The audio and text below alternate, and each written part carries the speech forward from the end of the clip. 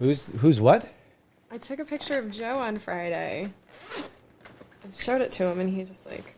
Joe, I just saw a picture of you shirtless. Holy and you look shit. great. I know. What a fucking otter. He's like ripped. That guy.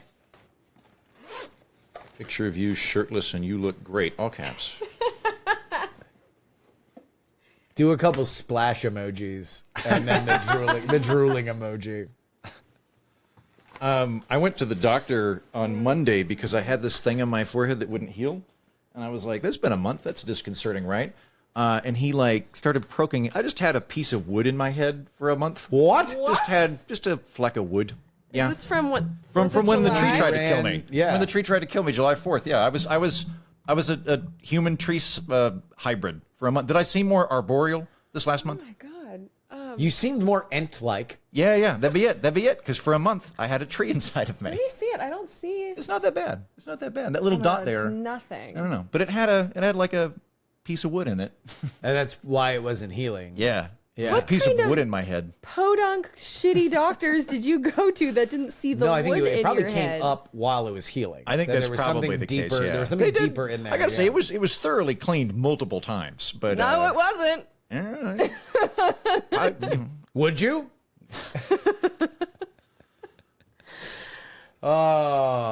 We have gifts.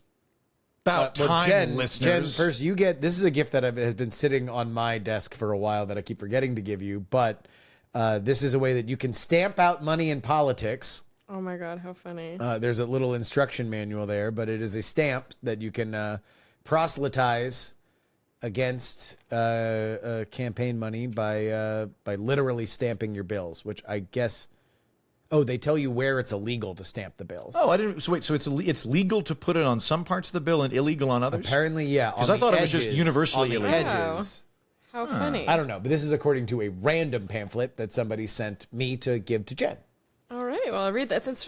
A friend of mine has been wearing a shirt that says "Stamp Money Out of Politics" for like a decade, and I wonder if this is the same thing. But this is a literal, actual stamp that I'm too fucking stupid to figure out how to open, apparently. This is also from another listener named Dole, who wants us to stay hydrated this summer. So I'm going to give it. We actually have a ton of these here at the house, but for either. Ooh, or I need Yeah, them. I love those Yeah. things. Those are Go like ahead the and- electrolyte pouches. You just put it in little water. little They're electrolyte great. pouches. You go ahead and take that, and here's. Oh, Dole's that's letter. amazing. I absolutely need these. There you go. Thank you. Look at this MXPX sticker. Yeah. Who sent this? Do they know that I'm friends with the lead singer of MXPX? I'm gonna assume so. Yeah, because this is really random. But yeah, Mike Herrera, right there. Is This there is a podcast? Is there a letter amongst that? That might be. Oh yeah, looks like there is. For Jen to stamp out money from campaigns, plus a sticker with her friend's face on it. Your patron, Sean. Okay, we go. so we knew. There we go. That's amazing. I love that. And then- I'm absolutely gonna put this. And Sean, thank you for the underwear you sent me. I'm touched. I don't know that I'm going to keep it, but appreciate the gesture. Did he actually do that? No. Okay. And then this got sent to me. I don't know how, but a no tax on tips series of God. stickers from the Trump campaign. This was from the Trump campaign. This was not from a listener. From the legit Trump campaign. Well, So they're listening. I don't know if they're listening to this or listening to PX3. It just came to the PO box. So Wow. there we go. No tax on tips for Although Donald we Trump. don't have any clarity that it will include Patreon yet, do we? I know. They need to clarify that. Because I'd think about it. I would think about it at that. I'd be kind of stupid not to think about it. No. I will become a MAGA influencer if my entire living is untaxable. If I become a religiously protected no tax entity, I will go full MAGA. I will wrap my RAV4, my hybrid RAV4, in a picture of him emerging from Butler, Pennsylvania, with blood on his face. If indeed I am able to not pay taxes on anything that I make. So you're easily bought. I'm going to say that's a I don't know. Go look that's at a pretty steep one. Look at my tax return. Not that easily. like if Trump was like, maybe we'll do a little bit of zoning reform in Iowa, I'm like, that's not great. But if he was like, but I will give you personally $5 million, that's a pretty good deal. I mean, like, look, and guarantee on future. Mm-hmm. I mean, I get it. I'm drooling at the prospect, but I will never vote for Trump. I can't. Even Oh, you if it can costs me maintain your money. facade. Wink. We got to keep the money coming in. No, you're kinda tried right. to You're stay right. president. I would never, ever, ever support Trump.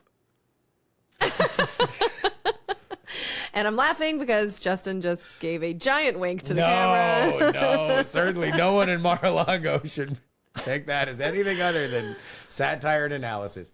Yeah, I don't know. No, I wouldn't really do it. I joke about it though, for money. I mean, I definitely. If we're gonna have another 4 years of Trump, like at least give us that. At the very Give me the least, tax break? Yeah, because I need something to keep me from losing my mind or moving out. Although of the no, country. we're out of the doom spiral now for Democrats, right? Democrats are high on the hog. It's competitive, yeah. Kamala 100%. Yeah. 100% win for Kamala, right? I don't know if it's 100%, but I'm 102%? feeling less. 103? I left the RNC feeling like, oh my God, this is happening again. And now Oh, yeah. I don't feel quite that dread Yeah. of another Trump reign. At least not yet. I mean, because if he loses this one, first of all, he's going to say he won it. We're going to go through that bullshit again. But I do think he'd run again in 4 years. And I think he's going to run until he gets that second term, until he dies. So it won't be over. One until- of the two. Yeah, unless One he of the gets two the will second happen. term or Yeah. he dies. This isn't going to be over.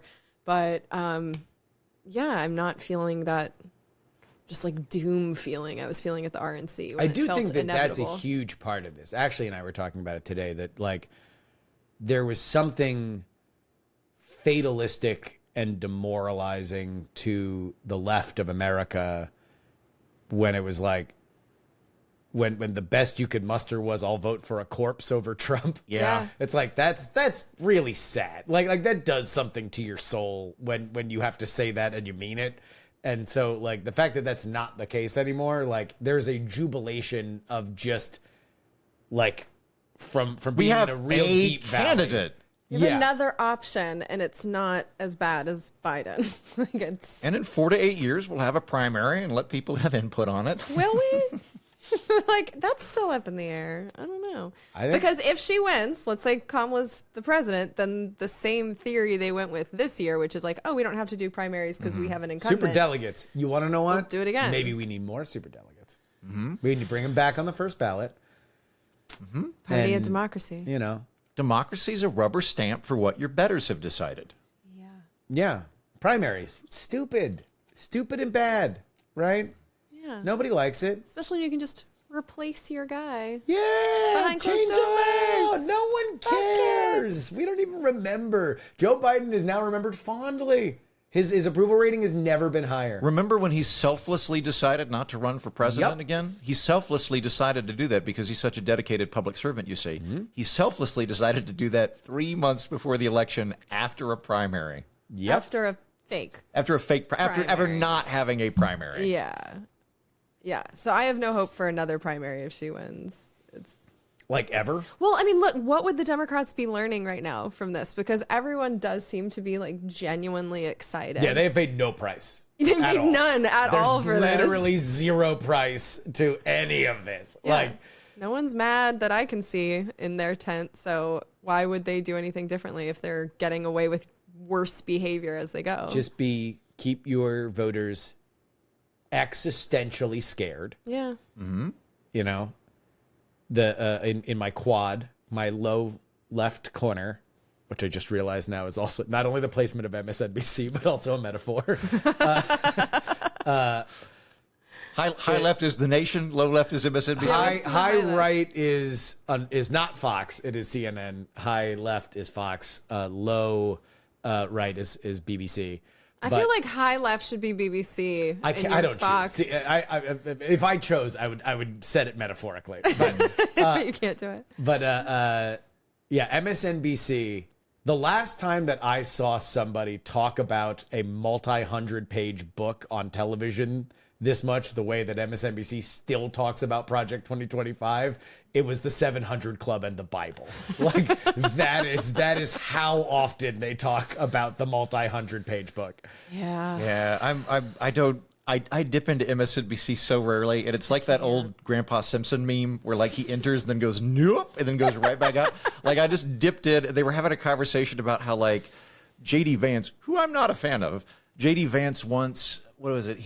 When he's talking about immigration restriction, be very clear on this. He wants like a white America. He's a white supremacist, and I'm like, well, it's kind of a funny move to marry an Indian woman. And name is half Indian kid Vivek. I mean, like, I'll fight him on lots of other things. I don't think he hates non-white people. Yeah.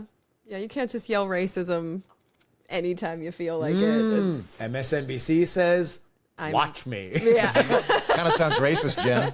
Yeah, try me. Hold my kombucha. What would a Nazi say? What, that?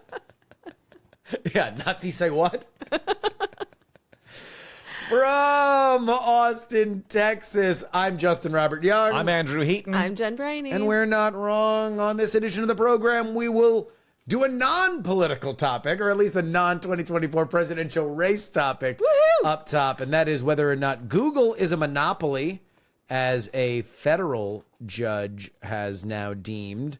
And then we will dip into the 2024 race with the selection of Tim Walz as the vice presidential pick for the Democrats. That and your emails. Heaton, are you ready for our Chicago live show? I'm very excited about the Chicago live show. I'm very excited about that. I'm ready. I've a listener from Milwaukee's planning to deliver cheese to me at the Chicago show.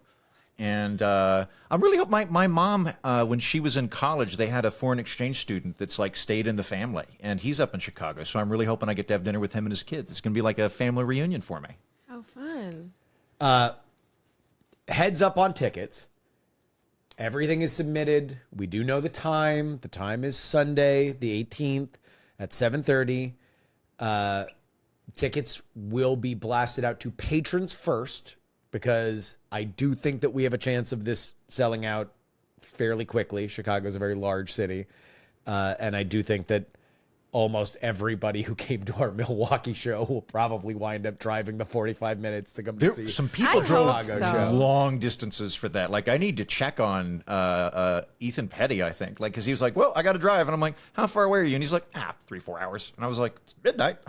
Yeah. Yeah, but Chloe wins. Like, Chloe wins. Chloe flew from Washington State, and then when the cyber cluster happened, she flew into the next state over, rented a car, and then drove. Wow. Like, Yes. that was amazing effort. So So that will go out to patrons first. I would have loved to have had it available right now. Unfortunately, we are moving at the speed of improv theaters in Chicago, which is not exactly lightning fast. I'm sure that we are very excited to be there, but obviously things move at their own pace. They'll go out to patrons first, and we will blast it out. We'll do a little special episode on the podcast feed to let everybody know what that link is. But again, it is Sunday before the DNC. That is the 18th, 7:30 p.m., we do have a special guest, one who has never appeared on the show before, directly. They're not a Chicago native, and he so may it did involve a flight, or will involve a flight. He may or may not be the former UN Secretary General. I'm not going to commit to this at this time, but it's possible. Former UN General, Secretary General. Did we book Kofi's hotel? I cannot say. Or maybe Boutros Ghali, if he's still alive. Could be. Let's go ahead and Big Boutros head over here. Big Boutros head. and there's me having no idea what Heaton's talking about. I don't even know who these people are. I feel very dumb. God, now I'm like pulling out like 90s references No, from. I know. Was it who is it? All right, let's see if I can get this one. Was it Sun Moon Il? I think the that's Korean right. one? Yeah. What are you guys talking about? You don't Secretary meticulously General. memorize The most Kofi powerful Annan. person in the world? I know Kofi Annan. Yeah. Is that okay? That's the UN one. Yeah. Your Buffalo. Boutros Ghali. Ghali was the former head of the UN and had the funniest name of anybody that's been the head of the UN. Yeah. Yep, Which is didn't why I know picked that. him to talk about. That was before my time of giving a shit, apparently. Well, to be clear in this, I still don't give a shit about the UN. Like, I maintain steadfastly that the most powerful person at the UN is the guy that sets the gift shop prices. So, like, I still don't give a shit. I just happen to know the guy. As I want to do, I just randomly was watching Veep, Killing Time, and there's a great line where they're talking about something with international relations, and one of Selena Meyer's inner circle goes, "Well, ma'am, we could go to the UN," and Selena cuts him off and just goes, "To learn how to double park a car in front of a fire hydrant." Shut up. Nice. Speaking of international relations, I texted you both. I'm very excited about this. Yesterday, the government of Latvia made my dog an honorary citizen. Yeah, how did that happen? Did you meet my war correspondent buddy Christoph while he was here? I don't think you did. No, I didn't. So I was in Latvia a couple of summers ago. Met through my listeners, met a war correspondent named Christoph Andresson, who hosts the Eastern Borders podcast. We become buddies. When he got married, he and his wife did their honeymoon in America, and they ended up staying at my place for a few days, and they fell in love with Wallace. And so when he went back, he talked to his buddies in government and made him a citizen. So they're gonna send me a certificate. I'm gonna get it framed, put it up on the wall. Wallace is now a Latvian citizen. That's so amazing. So shout out to Latvia. Shout out to Latvia. And my sincere apologies to Ban Ki-moon, the 8th Secretary General of the United States. I thought it's Bonky Moon. Maybe that's why I don't. Bonky Moon? I think that's how they Sounds pronounce kind of it. racist there, Jen. I don't, but that's, if you had said Bonky Moon, I'd be like, okay, I've heard of him. I might have transposed Bonky Moon with Kim Il-sung, one of the dictators of North Korea. Sounds kind of So racist that's there, very racist. Justin. Very racist of me. Although I don't know. I was just about to start a sentence with, that might be their Smith, and we're just going to move it on. We'll leave that in. A federal judge, Amit P. Mehta, has ruled that Google illegally maintained a monopoly in online search by abusing its dominant market position in a landmark decision. The judge stated that Google acted as a monopolist by paying billions to companies like Apple and Samsung to ensure that its search engine was the default on their devices, therefore stifling competition. This ruling is part of a broader effort by the Justice Department in several states to challenge the power of big tech companies.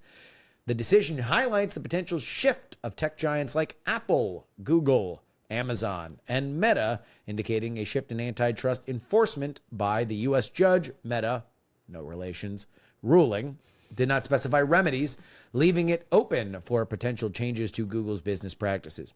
Google plans to appeal the decision, arguing its search dominance is due to providing a superior product. The ruling may influence ongoing and future antitrust cases against other major tech companies. Andrew Heaton, you old son of a judge. Is Google a monopoly? According to the court, it's a monopoly. I'll say I don't think I would have ruled the same way the judge did on this one, but I'm a lot less bothered by it than I am with a lot of the other antitrust lawsuits that are floating around. The one that struck me as the most like just kind of anti-capitalist posing as antitrust was when they tried to block the merger with Subway on the grounds that Subway would then monopolize the fast food sandwich market. So like Who was the merger supposed to be between? It was Subway, and I can't remember the other one. It was some other fast food. You go ahead, I'll figure. Type one.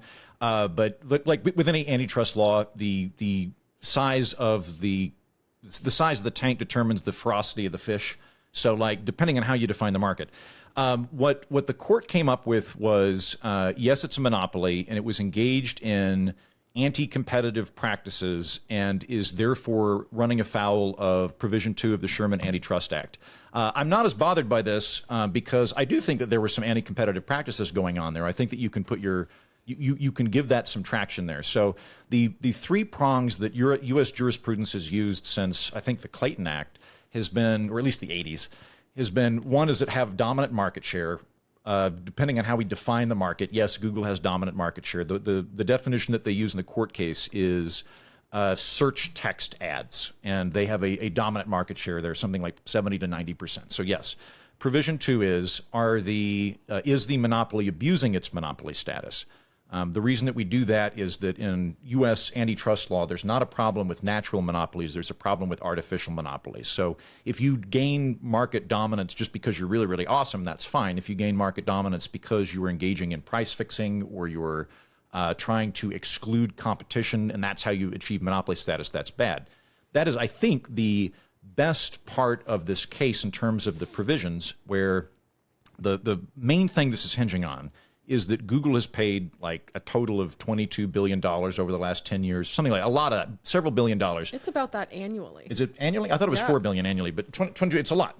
It's tens of billions a year. Yeah, so they're paying Apple between the two, between Samsung and Apple. Yeah. Well, Apple, Samsung, Motorola, AT&T, Sure. Mozilla, Verizon. I mean, there's a list. Yeah. That they're doing that. So yeah, they're paying all of them to be the default search engine. And the argument is this is not that they are reaching preeminence as a search engine by being a great search engine. Rather, they're doing it by bundling it in as the default. Now, the reason that I don't think I would have ruled on this is while I'll acknowledge that that is a practice that is shrewd business rather than just good product, I don't know that it rises to the level of exclusionary, because anybody can just download another browser, download an app, or change their default browser. So I don't think I'm terribly bothered by that. But I will acknowledge that it is something where they're able to maintain market dominance, and there's a very good argument to be made that being able to enter the market is very, very difficult now because they have such already have command of data to the point where nobody can enter it. I think that that's actually a very strong argument there. Can I add an example that I found super compelling of that? Would you mind if, in a moment, but I've got my third prompt. Yeah, go ahead. Yeah. Just real quick, because they said that Bing, which is probably like the biggest rival it's right like now, 6%.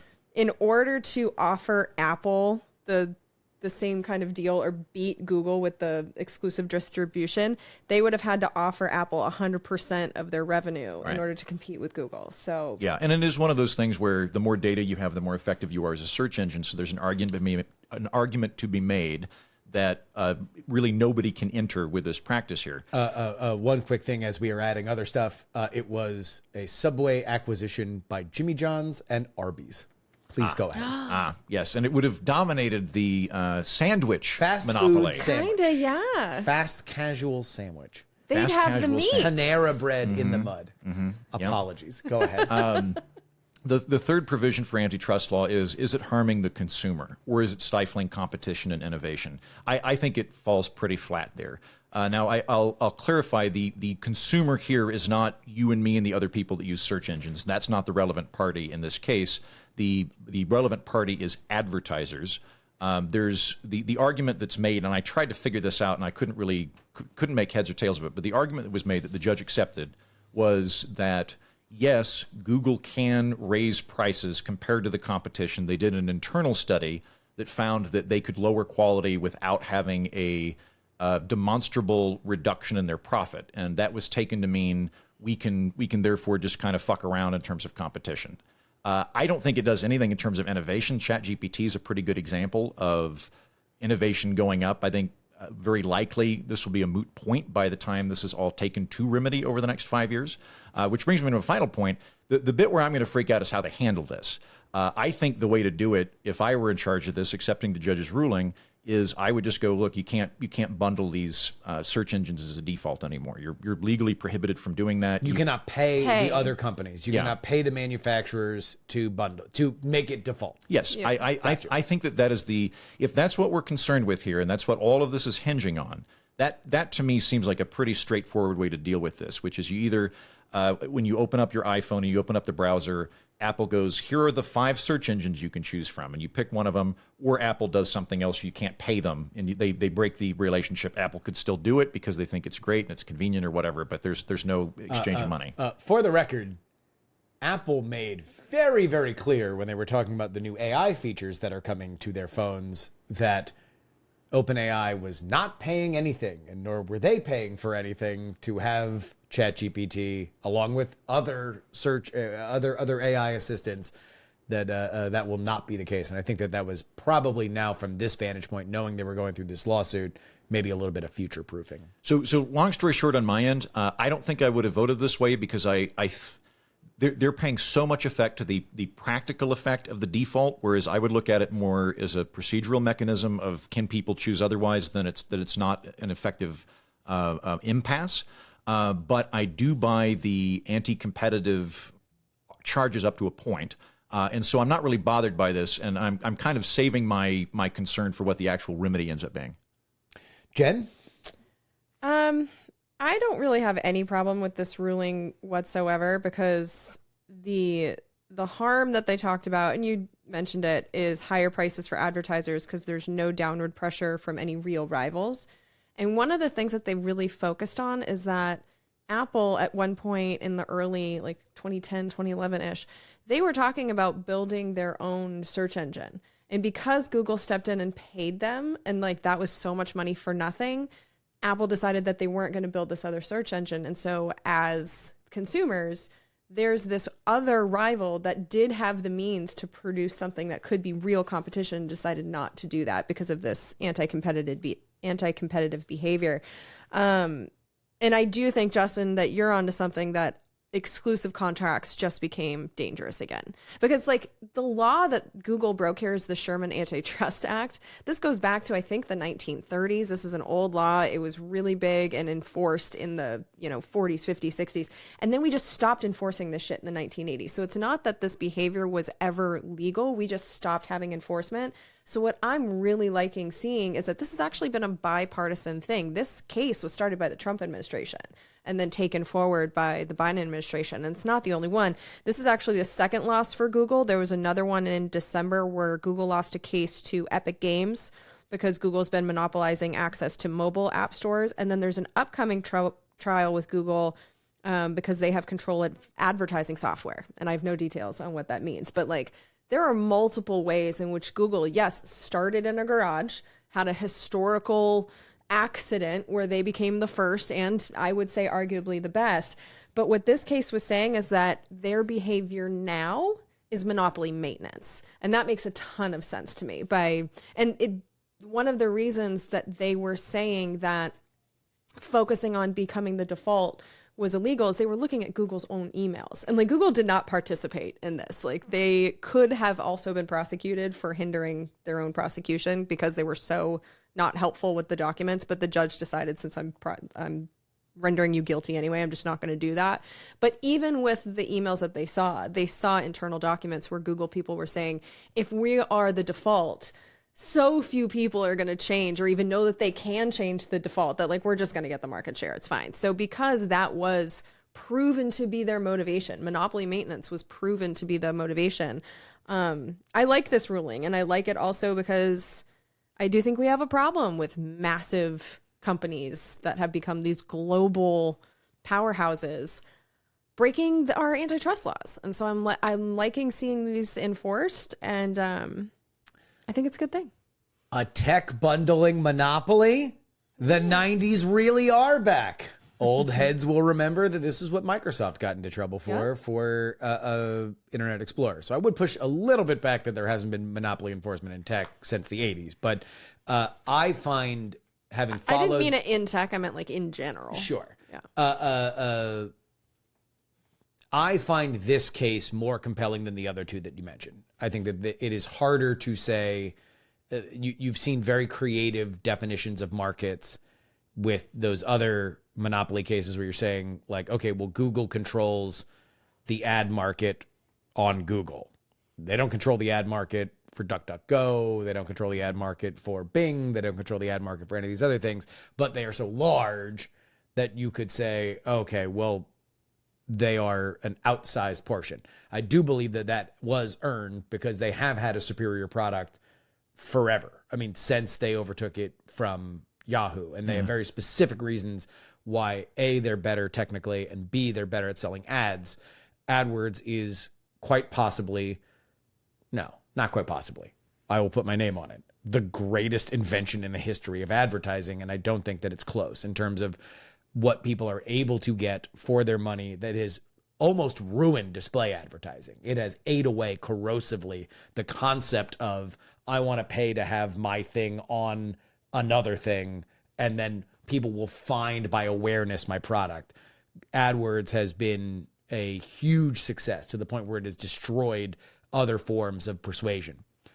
That being said, this very specific transaction that we're sitting on a pile of money, we feel that we would have our market share eroded if people even had the choice, and or what you said, Jen, we want to make sure that Apple doesn't create their own product that they would give preferential treatment to is not only, I think, something that can and should be looked at, but we also saw it in practice.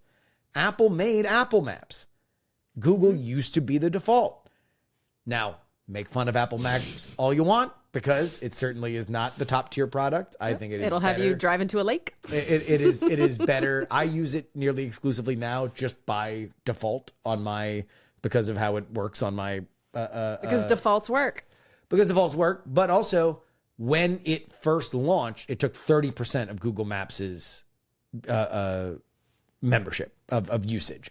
Now, Google Maps has continued to grow. We don't know how much Apple Maps has grown because Apple has not told us. Apple's not the best information services company. They've never been the best information services company. But the Maps part of the Google funnel of how they make money is not all that much. The search part of it is the company. Everything else that Google does is fed off AdWords. It is a 100% margin product for them.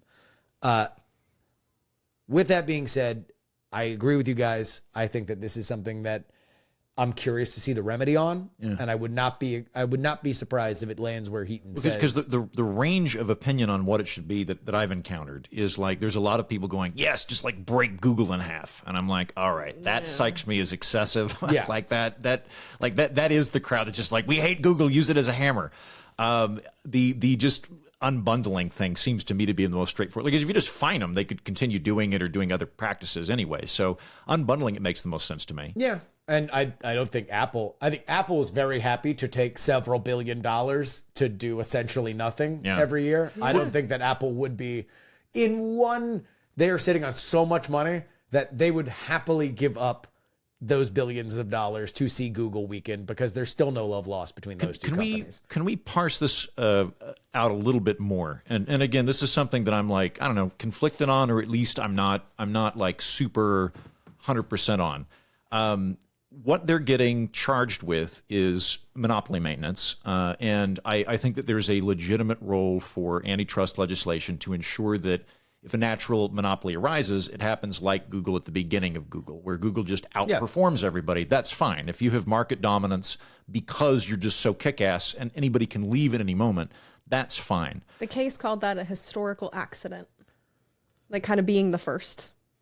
So, and they said that would be fine. Yeah. Well, and like, they weren't the first. I don't. They beat out Yahoo. At least But still, you know what I like? It was early internet. You were able to be a company in a garage. You can't do that now. It's a different internet. It's a different time. Well, what I'm speaking more to, like my understanding is that when we talk about monopolies, there's artificial monopolies and natural monopolies. No one really has a problem with a natural monopoly. A natural monopoly is just anybody can leave at any time, but I prefer that product, therefore they end up getting 70%. That's fine. It's artificial monopolies that are the problem. And monopoly maintenance, therefore, is a problem, because you're maintaining your market dominance not through innovation and superior product. You're doing it by buying off other people, price fixing, things like that are prohibited by the Sherman Act and the Clayton Act. So I'm more or less on board with this. The part that kind of trips me up is the default is not that you can't go to another search engine. You can do that. You could download a different browser. I, for a long time, whatever awful McAfee virus scanner thing I had would keep changing my Google browser to whatever fucking thing it was, and I'd go in and change. I fucking hate McAfee. Like, I would, like, if I can find a virus that will destroy. I don't know if that was actually McAfee. I don't know what it was. Something kept You might changing. have had a virus. Maybe it was a maybe so. It kept changing my browser, but I would switch it back. And like in my case, I prefer Chrome and I prefer Google as a search engine, and increasingly ChatGPT. So like I don't feel like I've ever been impeded by any of this. Like it's to me, there's a difference between a wall and a speed bump. Like, this is a speed bump, but any consumer can just download an app or go on to a search engine. Yeah, you can go into your settings and you can change it to whatever the Apple approved search engines that you use through Safari. And that's what this is. This is about in the Safari browser, when you search for a thing, so you don't type a URL directly, you just search for a thing, or you use Siri, your voice assistant, to do something. Same with all these other manufacturers that are using an Android fork, that you are getting Google as a default. Right, it's the default. Yeah. Well, and that's where I'm getting tripped up is like, I understand that the default's going to have a default outcome to it, but no one is actually being impeded in an ability to pick a superior. I think the point is, does the payment prevent Apple, let's say when Steve Jobs was still alive and thought that Android was, in his words, stolen product, and that he declared thermonuclear war against Google, if Steve Jobs had, embraced modern medicine and therefore survived his health problem as opposed to dying, would he have said no? Wait, did he refuse cancer treatments? Longer story. Okay. I don't know what he's talking He about. died? Transcendental Oh my meditation is God. dangerous. If that had happened, would he look at DuckDuckGo? Would he go to Bing and say, no, you want to know what? We believe that should be the default. And Or we're not going to take any money. Fuck you, Mountain View. Fuck Google. You shouldn't have stolen iOS and called it Android. And this is what you get for fucking with me. Like, would he have done that? I don't know. I still think that Google is a best-in-class product now for search, if only because they have so much data. They've been crawling the web for so much longer than pretty much anybody, that they do have a different way of searching. Now, they have degraded their product. I've been extraordinarily critical of Google on Daily Tech News Show now for years because I think that their leadership is dog shit. The enshittification of so much of Google's product. I enjoyed the woke image apps that they had roll out last year. That was really funny. The Gemini thing is even really like, funny. It is the McKinseyfication of Google has made their product where search specifically, they decided that key metrics that they needed to hit were people actually searching. That was the key metric that they wanted to use corporate in terms of their corporate speak. So the way that they juiced those stats was just reducing the what they knew were correct autocompletes, knowing that if you fucked up what you were typing and didn't get the search results you wanted, you'd have to search again, which would move that metric up, which is like the exact kind of bean counter McKinsey bullshit that ruins everything. That being said, I think that Google, from a product standpoint, is in trouble because of things like Search GPT. With ChatGPT, things like Perplexity. There are specific search-related products that are coming to market now that I do think will materially harm Google. And it's not just going to be a little thing. It's like possible ship hitting the iceberg problems for them. I'm going to make a prediction. By the time this actually gets through the courts, I don't think it's going to be an issue anymore because we're looking at 4 to 5 years. And I'm guessing 4 to 5 years from now, ChatGPT is going to be a whole other ballpark.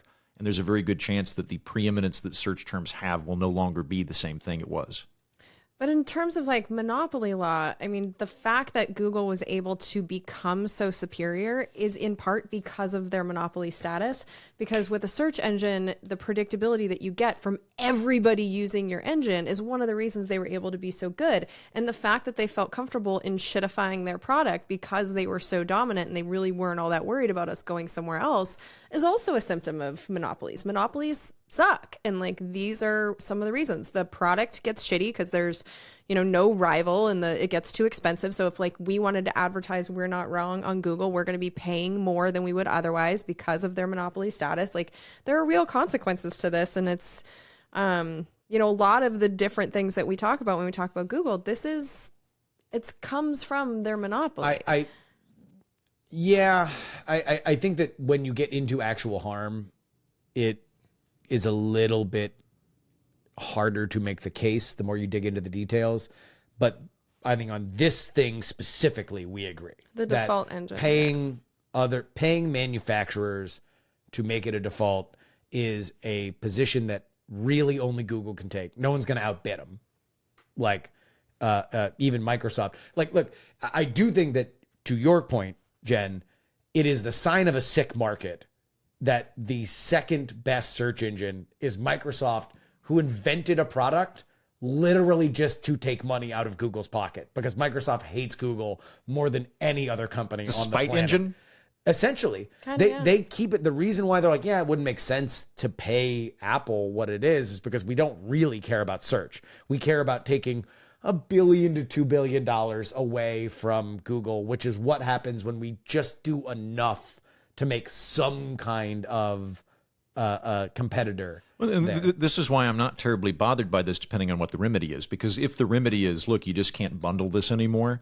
What do you mean by bundle? Because the default, the default, like if that's the remedies, look, you just can't make this the default anymore. But you're welcome to become market dominant through superior product. I think there's a difference between making it the default and paying to make sure it is the default. Because if Apple thought that Google was the best for their customers and that's why they made it the default, there's no problem here. The problem is they were paid to do it. So like when I look at Apple's entire persona, right?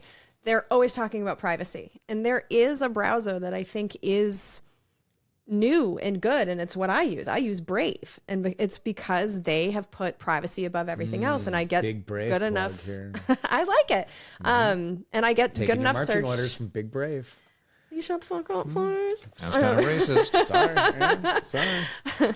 But when I look at Apple saying they care about privacy, and then I look at Brave existing, that's a more natural match than Google. Or as you said, if Apple isn't getting paid, they would offer Brave, or I like they would that. have a list. And so it's the payment that's the problem. And that's what the case made very clear. They said, the problem with monopolization, it's a willful acquisition or maintenance of monopoly power, not from having a superior product, not from having business savvy, and not from having historical accident. And that payment means that it's not Apple making a choice because you're the best. It's Apple making that choice because you're paying them. I like that. I'm glad you bring that up. I like that a lot. I think that that's a very, very astute observation, that if they were achieving market dominance through just a clearly product would be okay, or even if Apple just went, we think this is genuinely the best product, severing the connection between the payment and the default makes sense to me. And that's why I'm not terribly bothered by this, even if I have some quibbles about the, whether it's a default versus a wall, that kind of thing. To me,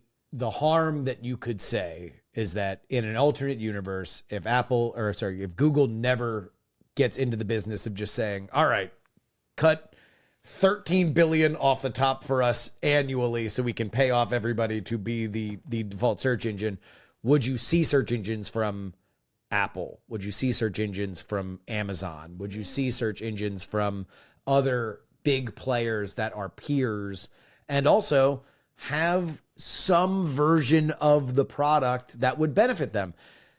Amazon sells a lot of ads. Would it benefit them to have a search engine that goes beyond their own store? Apple sells a shit ton of phones. They're obviously very, very dominant in terms of search for mobile, which is where the vast majority of search happens. Would it benefit them to have a more end-to-end experience for their users, even if it's not great? They had announced that they were doing it. It was a big part of this case, where Yes. Apple said, like, we're doing this, and then they get paid, and then they don't. Yeah. And it was huge. I do think that is compelling. It is compelling to say that if in all those boardrooms, I'm sure that a search engine was brought up for all of those companies, Apple and Amazon specifically, at some point. Somebody made the spreadsheet for it. And the first question that was asked is, how much is this going to cost us? How fast can we get it to be close to profitable or damaging to Google enough? And if the answer is, well, we might have to outbid Google to really supercharge it for all of these manufacturers, and that's going to run us $20 billion annually, then all of a sudden that becomes a lot less exciting for people at Apple and Amazon, especially if you're Apple and you're like, okay, so we can get paid $4 billion, or we can start off not getting paid $4 billion, sink another couple $1 billion into research and development to get the best product, and then maybe launch a product that's Apple Maps quality where we get humiliated and made fun of, and people wind up switching to Google as their default anyway. Like, now, that's not great. And does that maintain Google's lead? Yeah, I do think it does. And I would not be shocked if that is the remedy. Yeah. I think you all have brought me over. The concern that I have with antitrust cases is they are used sometime. Like, I think Lena Khan's paper was very interesting, and I like the arguments that she made. I think her application is oftentimes, I just don't want to... Explain Lena Khan, because Lena Khan has become just a shorthand for people that might not understand who she is. So Lena Khan's head of FTC? My brain's fried. I haven't slept that much. She's the big antitrust advocate within government at this time. Yeah. And Lena Khan kind of came into preeminence by writing a paper critiquing the antitrust consensus that's been in effect since the 80s, which more or less comes down to this. Look, everybody agrees markets are good and competition is good and competition is necessary. Like within the consensus, everyone is on board with that. The disagreement is the old model that was pioneered by Robert Bork was we're going to primarily look at effect on consumer when assessing a monopoly. So if you have market dominance, but you're not hurting a consumer, not a big deal because it's very difficult to determine what the actual market is. And also threat of competition is the same thing as competition. So that was the old model. Lena Khan comes in and says, competition is really important. We all agree on this. I'm going to posit that you shouldn't look at the effect on consumer. You should just look at market share because market dominance will end up resulting in consumer harm in the end. So let's look at this on the input side rather than the output side. I think that's a good argument to have. I'm glad we're having that argument. I don't have any problem with that. I do think she's been overzealous in her application of it. And occasionally I see her take a case and then try to basically just, I don't want a company to be big, and we're going to use antitrust law to try to break it in half, regardless of whether it's violated antitrust. I don't get that from this case. And so my qualms have been ameliorated. I'm on board with this case, pending what they come up with in remedy. I would say from the tech stuff, there's been a lot of tech monopoly cases that have been brought. This is the one that I think is probably the most clear cut. Some of the other stuff where you're trying to define like the market is iOS, and so therefore Apple dominates the iOS market is a little bit squishy. Yeah, this one said specifically the market is the United States, and it's like okay, and I think that to me the remedies are clear. Patreon.com/we're-not-wrong. Not only will you get the link for tickets in Chicago, Second City, Title in Town, Windy City, city with too many nicknames, on the 18th, but also you're going to get a bonus episode this week, and that is going to be on robot AI dentists. Which I feel, I knew you were going to look at me. He's trolling me with this one. Of course. Because Jen is robot racist.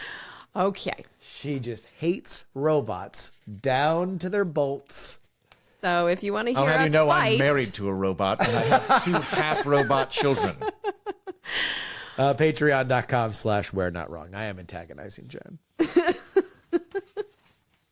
Tim Walz is the Democratic nominee for vice president in the year of our Lord 2024. According to Politico, Kamala Harris was impressed with the Minnesota governor's governing record, biography, and ability to win challenging races. In a recent interview, Harris connected with Walz over the weekend, an interview where they talked to each other, not an interview that Kamala Harris gave to the press. That has yet to happen. But she appreciated his accomplishments in reproductive health, paid leave, child tax credits, and gun safety, which she aims to replicate in her presidency. Walz's background as a teacher, coach, and veteran who flipped a Republican district in 2006 is seen as appealing to voters in Michigan, Wisconsin, and Pennsylvania, must-win states in this election. His sharp messaging, particularly using weird to describe Trump and Vance, resonated with Harris's team. In contrast, who was thought to be in the betting markets all up until this decision was made, only an hour or so before it, Pennsylvania Governor Josh Shapiro didn't leave as strong an impression and was perceived as showboating. Harris's vetting process involved narrowing down from a dozen candidates to 3, including Walz, Shapiro, and Arizona Senator Mark Kelly. Jen, is Walz a stronger pick than Kelly or Shapiro? So I think the astronaut thing would have been really cool. Like, I liked the Mark Kelly idea because, like, astronaut, twin brother, Gabby Giffords. I did like that pick. That said, I struggle to give a hot shit about the VP pick, to be completely honest. Other than you and the United States. Like, I don't care. The only time I truly cared about the VP pick is when old man John McCain picked a dumb as rocks Sarah Palin in her the most judgment. popular governor in America? Yeah, Alaska, a state where we're just like, who goes there? Like, I don't know. They're all drunk anyway. Nothing against Alaska, but you have an idiot for governor back then, and she was just too dumb and didn't know enough about foreign policy in the world. And like, she actually scared me as VP because it was like you have an old man And if anything happens to him, you're the president. I think that might have been the hands. decision making for me voting for Obama, because I liked both. I liked Obama and McCain, and I was like, no, Palin, no, thank you. Yeah, I actually know quite a few people that was the decider, and that's the only time where I feel like the VP pick has mattered. For this one, I wanted someone who was, if something, God forbid, were to happen to Kamala, is this person a good human being? Do they have any governing experience? Like, it's pretty basic here. And so when I look at Tim Walz, I remember him from Congress, and he's someone who has served in the armed services. So as someone who would be a possible commander in chief, I like that he would give a shit about the troops. I remember him specifically saying when it came to like ending the Iraq war, because he kind of came in, I want to say it was like 2007 or 2009. That period was when he entered. He won in 06, yeah. Okay, yeah. So I remember it was like Iraq war was a big deal back then. Was. And he was saying, I want this over because these troops should come home. Like, he cared about the individuals. And then in Congress, most of the bills he introduced were related to veterans benefits, as in giving them more and getting them faster. I saw some things he introduced that I think influenced the PAC Act, which I think is one of the best bills I've ever seen in my career covering Congress. So he gives a damn about the troops as commander in chief. I love that. And he has governing experience as the governor of Minnesota, a popular governor of Minnesota. So I like the pick. It's not going to stop me from voting from Kamala. And I honestly, to be honest, I don't know a damn thing about Josh Shapiro. So, and I didn't study him because he's not the pick, and I don't have. You said it would be a mistake last week, so you knew enough to say it would be a mistake. I know that people were angry about his stance on Israel, and as in Israel can do whatever the fuck it wants. And well, yeah. And so not picking Josh Shapiro has been branded as anti-Semitic, as have anyone who says anything in support of Palestinians. We're all anti-Semitic. I think it's horseshit. But that was a main issue with Josh Shapiro. I don't know if it was one of the reasons that she decided not to pick him. So I'm focusing more on like, she picked Walz. I'm going to leave it at that. But I'm not going to judge Shapiro based on that because I did not study his stance. I don't actually know. So as far as like the Walz pick, 2 thumbs up from me. Heaton? I'll break it down electoral in my preference. Electoral wise, yes, I think it's a very strong pick. I think it's a smart move. I think Shapiro would have potentially risked some key voters in swing states. There's a large Muslim population in Michigan. I think that very much factored in with Kamala's decision, and she was worried that if she put Shapiro on the ballot, she might end up losing Michigan. There's not a huge chunk of the Democratic Party that's super pro-Palestine compared to the rest of the party. Both parties are overall very pro-Israel, but there were enough. Would it have been the people that objected to Shapiro saying that Netanyahu was the worst leader in Israel's history? Who said that? Shapiro. Yeah, see, this is the thing. I don't know his actual record on And it, he's but in the favor. buzz was. He's in favor of a 2-state solution. Buzz. But I know. but I'm not. It wasn't my buzz. I think the deal is the benefits that he would bring are comparable to the other VP candidates. The downside that he would bring is maybe she would alienate some very pro-Palestine voters in Michigan, which is a swing state. So going with Mark Kelly or Tim Walz. Totally on political reasons. Okay, are you calling me anti-Semitic? Like, what's happening? Like, He's talking about voters in Michigan that wouldn't vote, that would be alienated from the ticket, and I'm just asking. I don't think he's calling. I don't think he's calling. What are you saying? No. I'm not Yes, saying you. anything. I'm a journalist. saying I'm things with those untainted by eyes. bias. I am just asking questions to give the listeners more of a fulfilled product. I mean, Kamala Harris is married to a Jewish guy, so I don't think it's... Why are you bringing up that? Because that was the issue Although, with did you Shapiro. see the thing with the nanny? What nanny? No. Doug Emhoff? They're the second gentleman. Is that his Apparently, name? I did not know his name. Yeah. His last name's not Harris? That's interesting. No. Oh. Yeah. So there you go. Yeah. Apparently, part of the reason why his first marriage fell apart was because he impregnated their nanny, and Hot. he had to. It'd be a great Christmas card photo. He had to. Is she a stepmama to that kid too? Well, we don't know whether or not that kid made it. Oh, well. We don't know whether or not that one was stopped in pre-release. They are pro reproductive health care, so Yeah. I'm not really mad about it. No, I don't think that Kamala Harris is anti-Semitic, nor do I necessarily think that the decision not to pick Shapiro was anti-Semitic.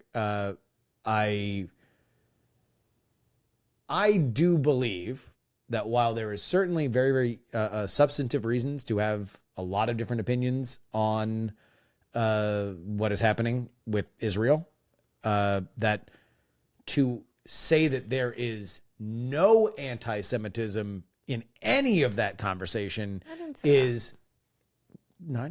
I didn't say that you said that. Okay. Do you want to go, or should I finish my point? No, you can finish it. I'm just. Okay. I mean, as I was talking about Josh Shapiro, you went with the big eyes, and it was just like, oh, why not Josh Shapiro, Jen? You said last week, so I am feeling a little attacked. Like, okay, I'm not attacking you. go on. I do think that there is anti-Semitic elements to the conversation about Israel right now. I think that when Netanyahu is speaking at Congress, when there's an 8-foot tall puppet with horns and blood coming out of its mouth, there are anti-Semitic elements. I mean, those are the anti-Semitic elements. Like, the phrase blood libel comes from the idea that Jews drink Christian blood. And so when there is a gigantic puppet with blood coming out of the mouth, I'm not saying that everybody who protested Benjamin Netanyahu or anybody who has a problem with Benjamin Netanyahu is anti-Semitic, but there's an element there that does exist. And I think that it would be wrong to assume that it doesn't. So I'm mostly needling here, but I wonder how much that went into the decision not to pick him, because usually picking the popular governor from a state that you absolutely have to win would be something that you would do. Although there's other reasons not to like him. There's apparently scandals. John Fetterman fucking hates him, and apparently talked to a lot of hatchets came out for him. There was a lot of hatchets that came out this last week. A lot of oppo came out. There was a report that he was a little look at me and self-centered, which a politician.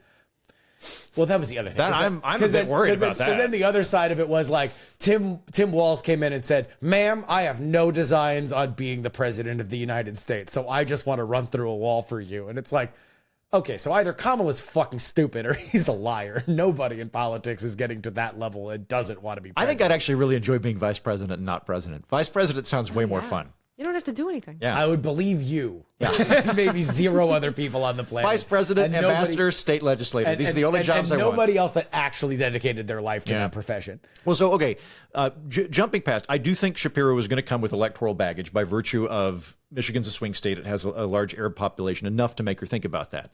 Walz doesn't have that. I think Walz is electorally smart for a few other reasons. Walz is a white guy from a rural area. And that balances out the ticket in the same way that having Pence balance out Trump back in the day, or having somebody else, it's people in the middle of the country, and the Rust Belt's going to be important, are going to resonate more with Walz. I resonate more with him because he's from Nebraska, and he's just kind of folksy. And I disagree with a lot of his policies, but temperamentally, he doesn't set me on edge, which I think is a really good pro to him.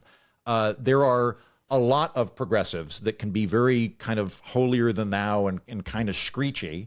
And they're just, you guys are really fucking irritating to everybody that doesn't agree with you. This group that I'm talking about You're here, really fucking irritating to people that do agree with you. Yeah, and that's part of the problem. Exactly. So like there's this kind of like holier than thou dolphin component of the progressive movement that like people have a problem. He doesn't have that. I think he very much is a progressive, so this is a smart move for Kamala if she wants to have a progressive ticket. Progressive Democrats that are excited about Walz, you all should be excited about Walz. There's lots of progressive things he did while he was a governor of Minnesota. You want the list? We can go through them in a minute. But I think he temperamentally comes off a lot more sunny and moderate and folksy and neighborly than if they put on somebody screechy. So I think he's a good electoral corollary in that capacity. Insofar as he goes, for me personally, I like the guy personally. He seems nice. I don't think he's been a great executive based on what I've read. I think he's got lots of bills through that people like, but in terms of actually administering the laws themselves, I have some questions. There's been a lot of fraud that's gone through Minnesota the last few years because I think he is a really nice guy. And so he wants to we're going to make this program to help people, but then the actual auditing that goes along with it falls because there's a presumption that, well, we've done this program now, so it's all going to result in good things. and you had a program where it turned out there were $29 million in opioid treatment that was mostly federal grants that Minnesota passed out, and then it turns out they didn't actually go to opioid treatments. You have things like that where there's a disconnect between the money and the actual distribution of it. That I think comes from, well, we passed the right bill, and there needs to be a lot more stress testing, auditing, and just not trusting that self-interest plays in every organization. So that's my concern with him. As far as his record goes, I agree with him on some stuff. I disagree with him on other things. Most of the social things I agree with him on. With the bills that he's passed, I tend to get worked up about the regulatory state more than I do about the social welfare state. So like what tends to irritate me is when the government wants to intervene in the economy and regulate and micromanage how businesses operate. I don't think that works very well. When it comes to the social safety net, for me, it's much more a question of just, is it efficacious and do we have the funding for it? Is it working? Right. So like one of the big things that they got through in Minnesota was universal lunches in schools. I don't know what the finances are in Minnesota, if they could afford it. And that's not something that like took money away from other programs they needed rather than having it means tested or something. Like, I got no problem with that. As far as guns go, pro-gun people are not going to like him. I'd say everybody that's not super pro-guns probably going to be fine with him. So like the people that are like very much Second Amendment people, you're not going to like him, but you also don't like anybody that's not super pro-Second Amendment. So this is one of those things that I have to stop you there, because if you look at what they actually did on guns, it's all so reasonable. I'm not. So it's just like vibes. Hold on, I'm not saying anything other than that. I mean, like the two things that he was in favor of were private background checks, which I think are fine. I don't think they're very efficacious, but I think they're fine. And red flag laws, which I'm in favor of, provided that there's some sort of a means to appeal. So like I don't think his gun record is bad. I think it's a fairly common sense perspective on it. So yeah. I mean, but saying like if you're a gun person, you're not gonna like him. It's like that's not if you're one of the like true. Second Amendment is the main thing I vote on people, you're only going to vote on people that are they email like Swifties. We're gonna get so many emails of a very particular Second Amendment opinions. I just think that I know plenty of gun owners that are not unreasonable, and like the things that they've done in Minnesota are very reasonable. Background checks for all sales, so that you can't just like go to some gun show and get a gun. Reasonable. Guns can temporarily be taken away from people when there's an identifiable risk. Yeah. There's if you have a restraining order out against you or you're convicted of domestic violence, you don't get a gun. Reasonable. Hunters that are born after 1979 have to have safety certification. So they basically have to like take a class so they know how to use their goddamn weapon. That is reasonable. And Tim Walz himself owns a gun. So he's he's a hunter, yeah. I just don't like, I don't know. We're kind of putting out there the vibe that like, oh, if you care about your guns, like Tim Walz is not for you. I don't think the details. I am being misinterpreted here. Allow me to clarify my position. I agree with everything you just said. Those are reasonable laws governing guns. I would probably vote for those laws. So why would gun people not like him? I'm saying all caps, all underlined, italicized, super bold libertarian gun people are not going to like anybody that's in favor of any gun control, including what I consider reasonable gun control measures. So for people that are, I am a Second Amendment's my top thing. Any regulation ever is an infringement of the people. They're not going to like anybody putting... And there's probably few people who are going to vote for Kamala or are persuadable on that side. That being said, I think we are either straw or steel manning an argument, because how many guns do we own between the three of us? I would never own a gun. Heaton? No. I own 0 guns. So, I agree. He is a hunter. He's somebody that we are modeling who we might believe or not believe what they would like. I have received enough hate mail from pro-gun people at this point in my career that I feel like I've got a good bead on where they're going to be. So while, again, I am pretty much on board with what you just described, and I think it helps that he's a hunter and that he can speak that language and he can talk about like, hey, I'm a gun owner and I'm a responsible gun owner, and what I want are common sense laws that allow responsible gun owners to have guns, and we're going to have common sense laws that stop bad people from... I'm on board with that. All I'm saying is the people that are all bold, all guns are good, you should be allowed to have a machine gun at your house, they're not going to like him. Those are not people that are really people that need to be taken into account when you're picking a Democratic Party vice president, because those are the people that are going to be libertarians, Republicans. They're just not in the conversation. I So I don't- think his record is not, because one of the things that's kind of bothering me about, and this isn't you guys, Yeah, but like, I don't think we're arguing. okay. Please My continue. turn? Thank you. The buzz about Tim Walz is that he is so progressive. And I just don't think that the facts back that up. I think that he's progressive enough to where people like me, who I'm so sick of Republicans or Democrats running as Republican light, like there are things like paid family leave. I think that's good. Child tax credit. Like the Republicans want to be the party of the family, but they refuse to pass the tax credit. Like they're full of shit. So it's like, these are the types of things that he's Didn't they pass done. it initially? What? The first, because it lapsed, the child tax credit. Tax credit was during CARES Act. So that was just a chaotic bill. They remote voted, but like they let it lapse and then they just tried again to get it passed on its own and the Republicans blocked it. So there you go. Okay. But it initially passed in a Republican House. It passed during the CARES Act. Okay. So it was a package Doesn't of, count. I really don't think it does. No, I think the CARES Act, like you can't credit or however they voted on that was chaos. But letting it lapse and then not bringing it back is not supporting a child tax credit. But the point is, Tim Walz is not the personification of being a progressive. He is not Bernie Sanders, even though he was the favorite of the three that Kamala said that she was willing to run with. She certainly didn't pick Bernie. So I want to caution against these bumper stickers when we're judging these people, because there's actual policies that they're talking about, and guns is just a very good example of he's being portrayed as so progressive on guns. He's going to take your guns, and it's like, no, he's not. He has guns, and everything that he did related to guns was incredibly reasonable and supported by Democrats and Republicans alike. So I just would like us to be more careful as a society. Again, I don't disagree with any of that. By the way, he's not Bernie Sanders, but he did also, ironically, honeymoon in a communist country like Bernie. Really, where'd he go? China. Huh. They have great subways. I think your general observation is well met. Though, sandwiches that I can eat on trains.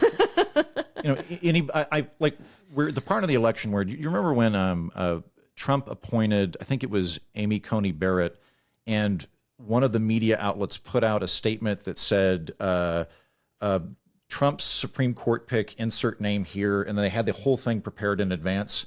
I think we're at that point here with the VPs where whoever they appoint or whoever Kamala chose was going to be castigated by Republicans as left of Fidel Castro. I think that's fair. For sure. And Kamala is as well. And I think, like on the guns thing, I think he's well within the majority of Americans, including gun owners and including Republicans. Yeah. When you get into like the actual polling, most people think the Second Amendment's important, but there should be laws in place to stop crazy people from getting them. He's within that norm. Well, and then there's also what is realistic that could pass throughout Congress, which is the whole other side of this. But is of the three, I think Tim Walz was the most progressive of the three that were chosen. Now, does it matter in the actual decision making that people will make? Who knows? I think the biggest question with this pick in reference to other picks is that this is a weird pick just by the timing. We were not expecting for there to be a Democratic vice president selected in early August, right? Like we were expecting, we knew that we knew the ticket up until about 3 weeks ago. This is the first decision that 2024 Kamala has made. She ran in 2019. She has distanced herself from a lot of those positions, which were more progressive because it was a Democratic primary. And so now I do think that there is a race to define Kamala Harris, both by now the Harris-Walz campaign and by the Trump campaign. And the Trump campaign wants to say, you are 2019, you're everything that you said that you were back then, blah, blah, blah. And the Harris campaign has distanced themselves, but now selects the more progressive of the three options. And so I think that the question that all voters should have is just, okay, let's let these two campaigns define each other. And we have seen a lot of ammo from the Walz Harris side to define the Trump campaign, the Trump Vance campaign, as weird and dangerous and authoritarian and anti-freedom, which is their new way to go about it. And we are seeing the Trump Vance campaign, paint them as far left, progressive, the most extreme liberal ticket that has ever run for office. And the question is exactly where that will land in the minds of swing voters in the 6 states that matter. I just think as voters, we're dumb if we are taking the other party's word and defining, don't take Trump and Vance's word on what Kamala and Tim Walz are, and vice versa. If Kamala and Tim Walz are your source on information about Trump and Vance, not good source. Trust these people when they tell you what they want to do. Trust what Trump is telling you he wants to do, which is all kinds of crazy shit. 200% tariffs on, things that come in from China. Take him at his word. And when Kamala and Tim Walz tell you that they want to have reproductive health care be available, take them at their word. But to listen to the other side when they tell you these people, I hate the way we do politics as blood sport, because it's just oh, well, of course Kamala and Tim Walz are going to be, portrayed as all of these things that they're not, because that's just politics. We just lie in politics and it's fine. And it's I don't consider it fine. And I don't think that when you're judging sources, you should be judging or taking the lies as. So what do you think about Walz calling Vance a couch fucker on stage yesterday? I mean, it's funny. We know it's not true.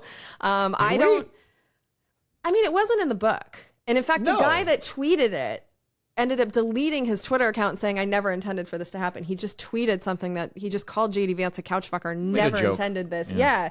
So, no, it's not true. It's a lie. And again, I keep thinking about, and I haven't stopped thinking about it since the RNC, that in sports, we treat politics like sports. We talk about it like sports, but in sports, there is something called sportsmanship. And we don't even have a word for that in politics, where you just don't be shitty towards the other team. And I don't find that acceptable. But if that is what we're going to do, and we as voters have to figure out who we're going to vote for using this lack of sportsmanship in politics, we should be trusting people to tell us who they are and completely dismissing everything they say about the other team, because it's all so disingenuous. And as a voter, I just kind of try and tune it all out. Yeah. Heaton, any final Walz thoughts?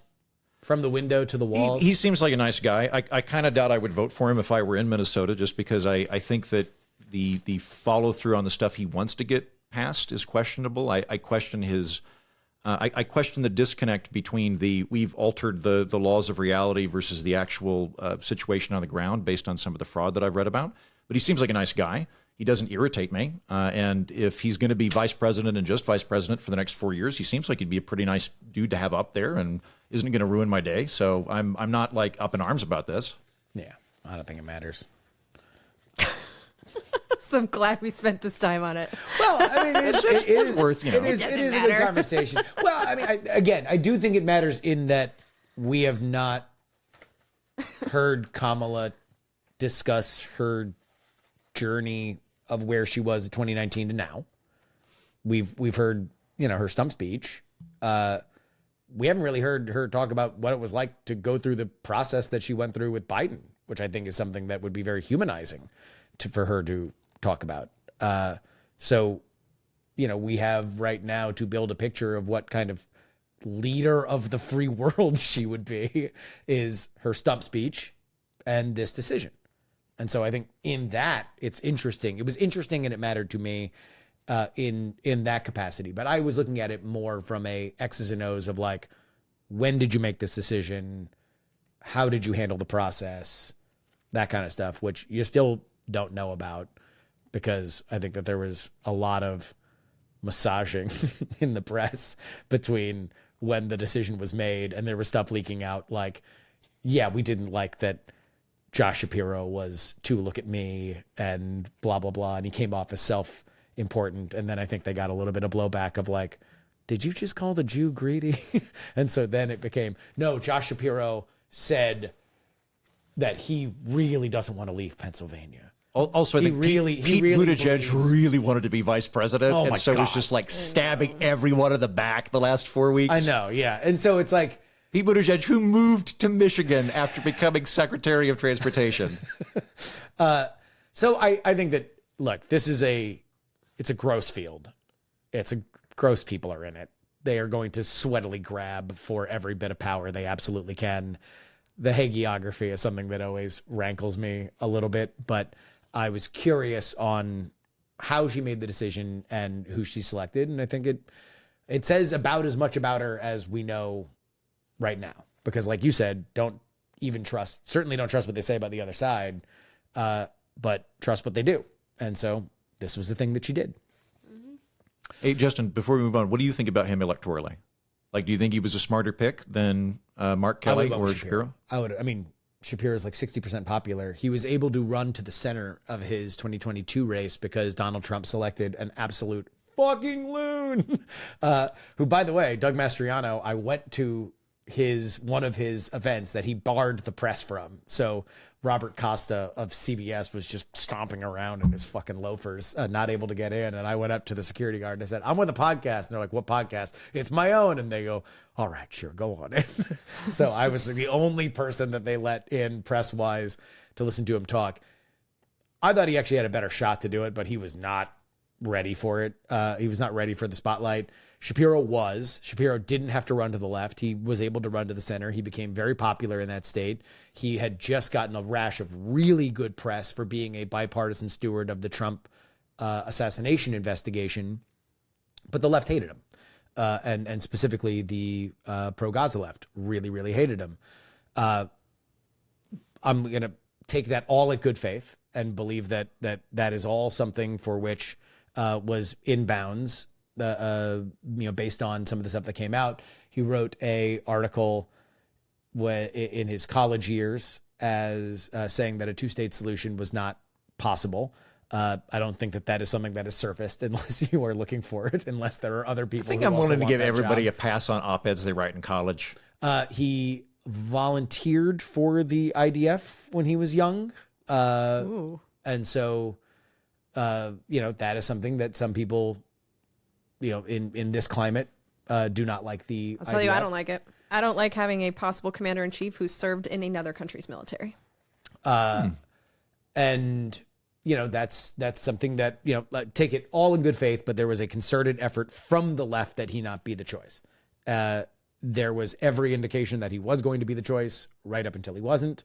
And so I think that does tell me a little bit about the Kamala campaign, that they are very focused on not breaking up the good vibes.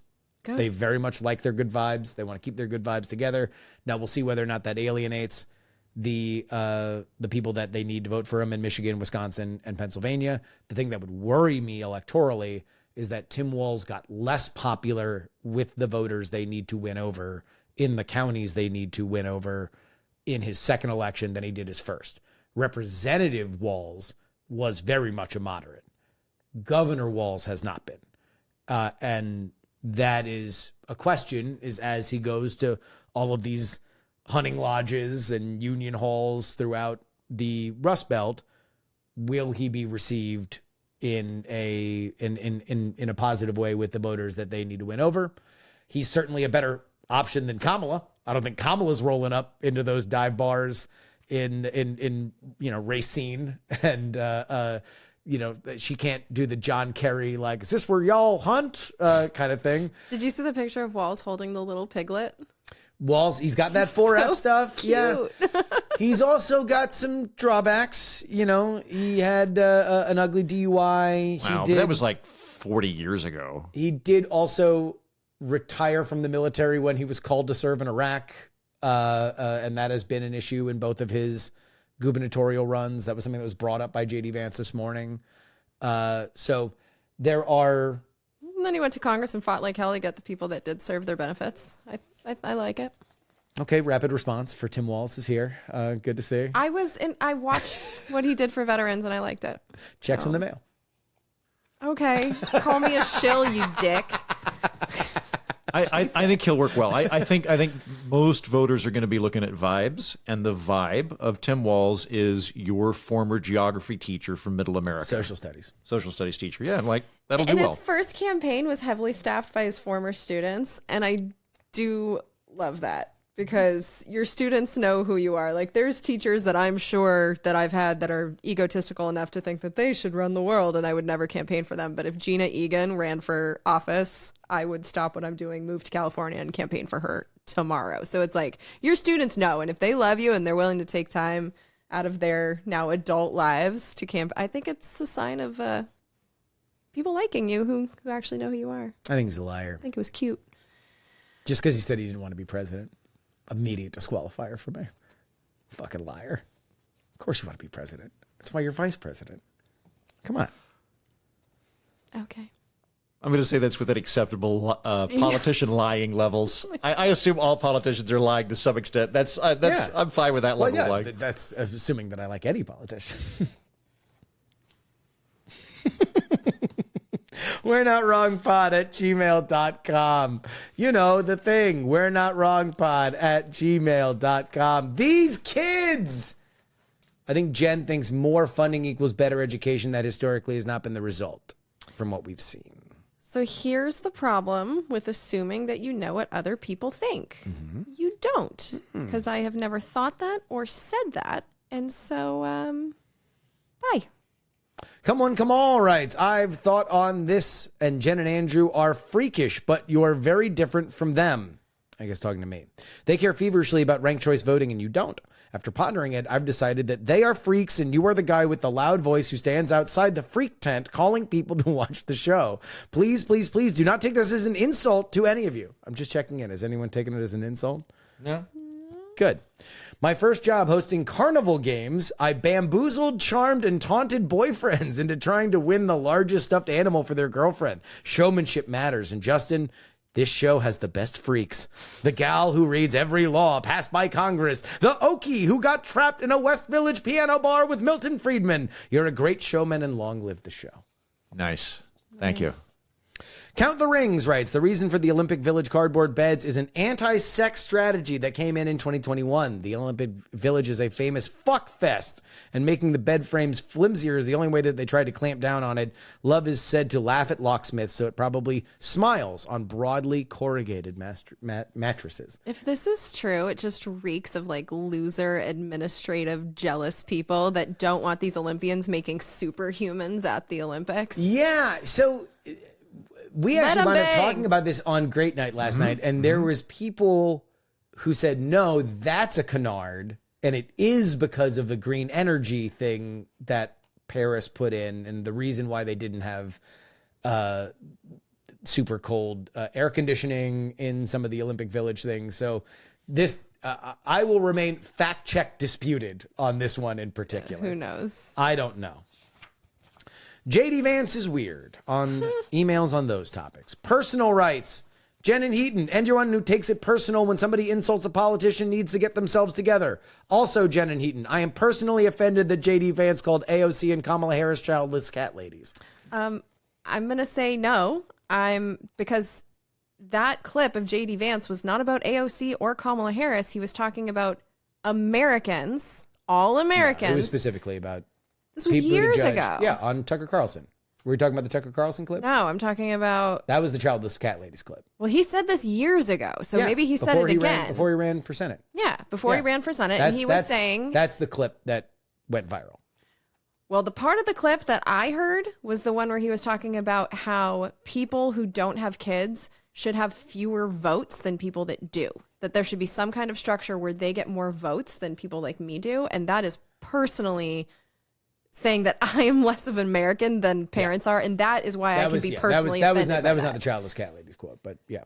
Well, when I'm talking about it, that's what I'm talking about. And so it's not that someone insulted people who are not me. I do think it's fucking weird that it's like, oh, someone insulted a politician, and like that's about so anyone me. Like, who's offended by the childless cat ladies thing is weird. Okay, I didn't like that statement. Because it is saying that I am less of an American. Like, I can be offended by things that are directed directly at me. And that statement was. And I don't care if it was also directed at AOC or Kamala Harris, but he was saying Well, I those should are have two fewer different. votes. Yeah, those are two different quotes, two different clips. Yeah. But it's the same conversation. The childless people should have fewer votes, that they don't care about America as much, that they're not as invested in the country. Like, that was the line of J.D. Vance's political speech that we are reacting to. And it's not, I didn't react to that because like, oh, he hurt Kamala's feelings. I reacted to that because fuck you, J.D. Vance. Like, I'm reading congressional bills and like, I care about America. I'm invested in America. And just because I haven't like queefed out a baby, that doesn't mean that I'm not a good American. Yeah, me too. Just because I haven't given birth doesn't mean that I'm less of an American. Yeah.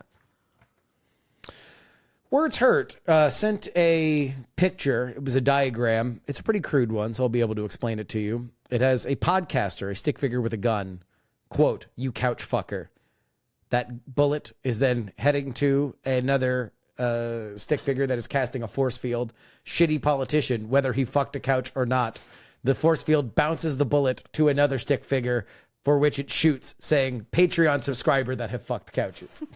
Interesting fact, a quarter of our patrons have fucked couches.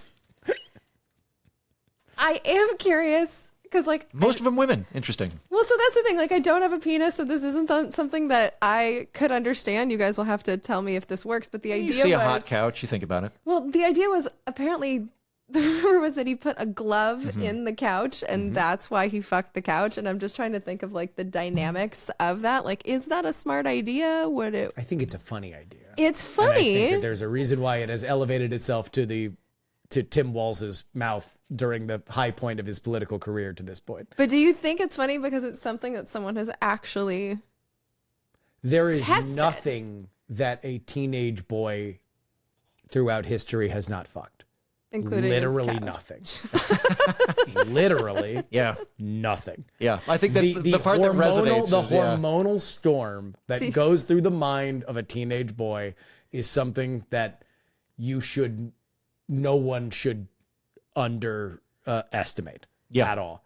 Like it is. It's as soon as you it's a figure- true relief being out of that. as It's a soon as- true yes. relief. As soon as you realize what that equipment does, there is about a 5 to 8 year halo of literally anytime, anything, any place. So are you telling me that couch fuckers are real? Oh yeah. There are people that have fucked couches. Yeah, for sure. Yeah. Oh, that's a fact. I think another way to look at this would That's be a fact.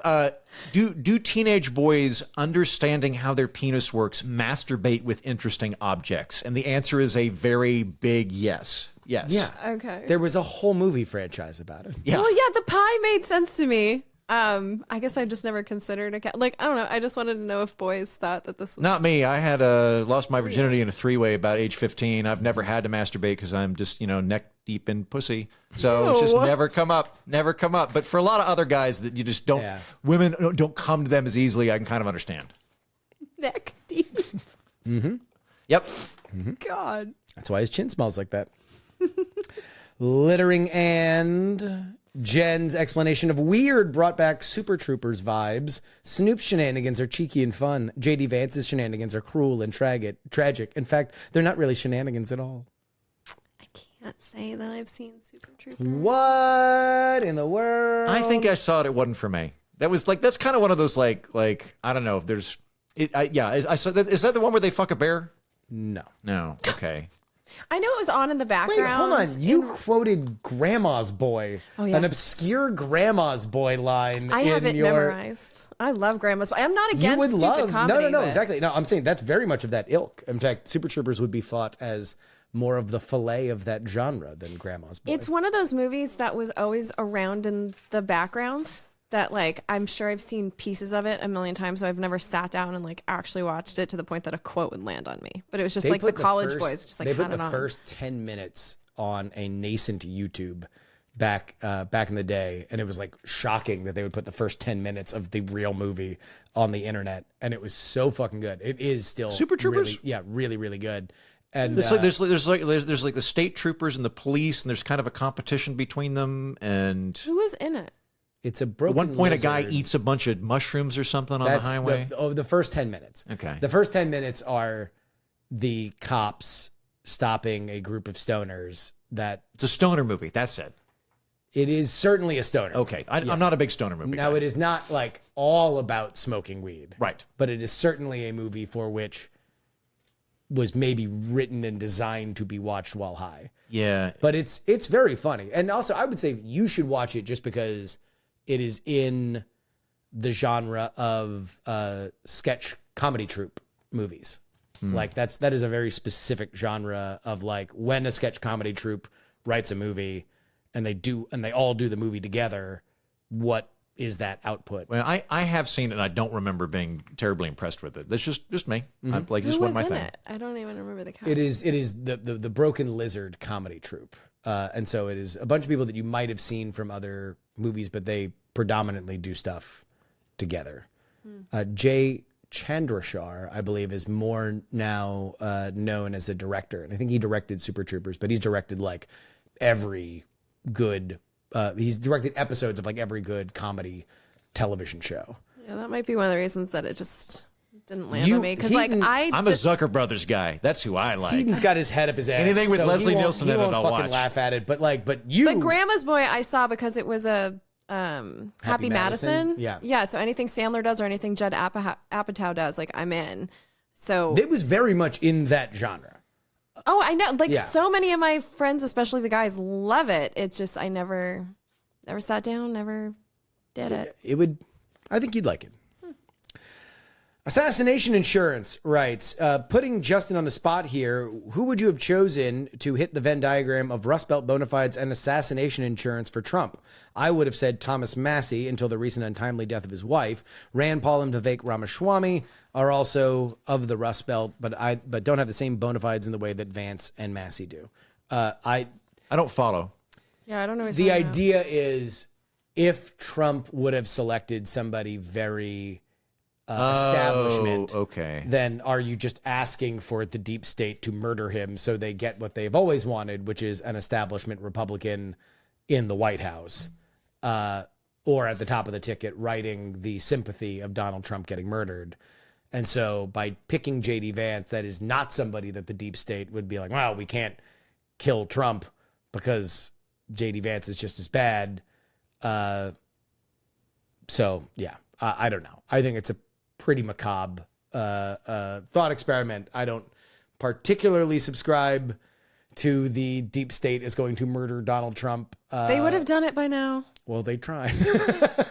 I mean, like, well, I guess look, I want to stay away from the conspiracy thing because I don't particularly believe in it. They had 4 years. They didn't do it. Yeah. I mean, all I'll say, I don't believe conspiracy theories, but I do That believe second tower. I do believe after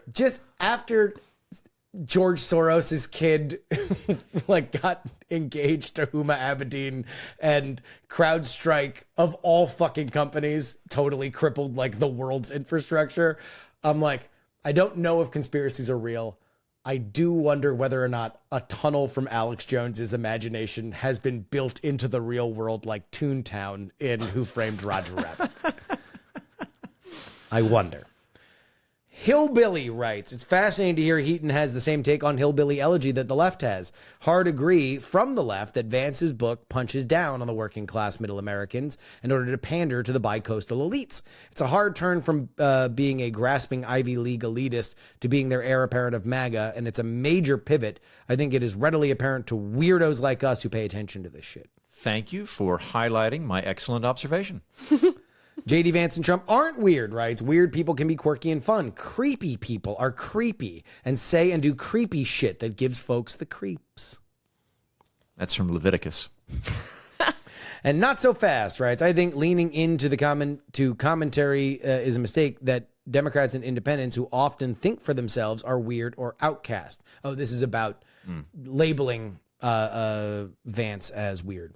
The problem is that people are looking for alternatives to the status quo and really want to debate the ideas. By calling him weird, even if some may associate with it with specific problems they think, which is I think what Jen meant, that is less problematic. I think people are seeing it as a complete dismissal of everything that does not agree with the Democratic Party line.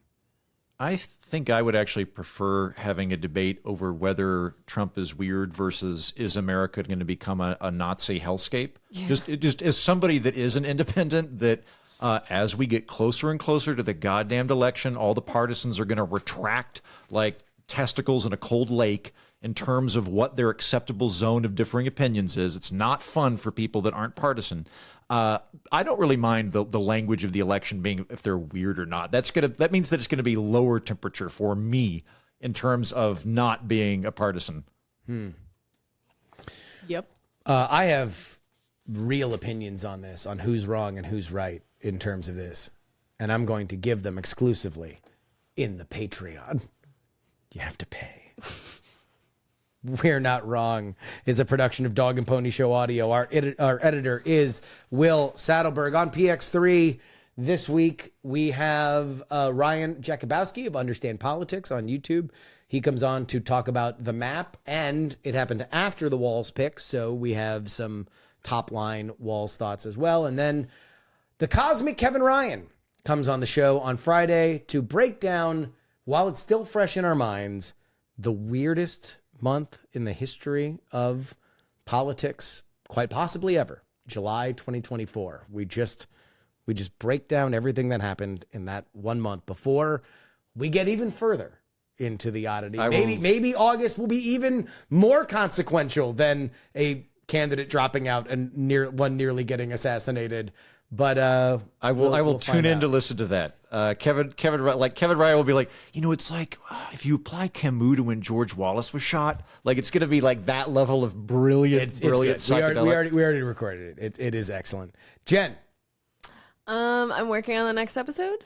I don't have a new one, so for this minute that I have here, if you're interested in our first topic on anti-monopoly stuff, I just want to once again let you know that Matt Stoller has an excellent newsletter. It's one of the few that I allow into my inbox, and it is all about this anti-monopoly stuff. So he did a really good breakdown, which helped me understand the case. But he's following all the other ones against Google and against Meta and Amazon and all these others. So if this is something you're interested in, that's a really, really good follow. And he is constantly on Twitter, so you could follow him on there too. But his name's Matt Stoller. Highly recommend. Do you have any contact with him? Because I'm trying to get him on the show, but I've not been able to get a signal from him. I've never met him. Okay. Heaton? I stole one of your guests, Scott Kluge. He's come on the Political Orphanage. Made to be on your show. It's freaky. Like at one point, you can hear my brain going, am I meeting me from the future? Like at one point, he literally goes, back in high school, I'd play Risk with my friends every Friday. And I was like, are you me? Like, it's a good conversation from a former politician about the exhausted majority and the middle of the country that is not being catered to by the edges. So former Gingrich era Republican. Yeah. He's a great chat. He's a really good guest. He's awesome. He's fun to talk to for no other reason. Like he won't, like we agreed like 95% of the time. And like towards the end, I was like, all right, I got to throw shit at you just to make this interesting. And he just won't like, he'll discuss, but he won't like, he doesn't get adrenaline. Cause I'm like, I don't like Gingrich is your friend, but kind of seems to me that if we want to pick a villain in terms of like eroding partisanship, that like he'd be the guy. And he's like, no, let me tell you why. Like just absolute like Vaseline coated ninja in terms of like avoiding that. And like, he was great. I really enjoyed talking to him. No, he's awesome. And didn't he have a podcast that's like orphans for politics or something? Yeah. I think it's called like Lost in the Middle, Political Orphans of America, something like that. I can't remember, but it's something to that effect. Yeah. No, when I had him on, I was like, you got to go on this guy's show. Yeah. You just absolutely have to. All right. That'll wrap it up for us today. Until next time, this is your old pal, Justin Robert Young, for Jen, Bryony, and Andrew Heaton, saying, we're not wrong.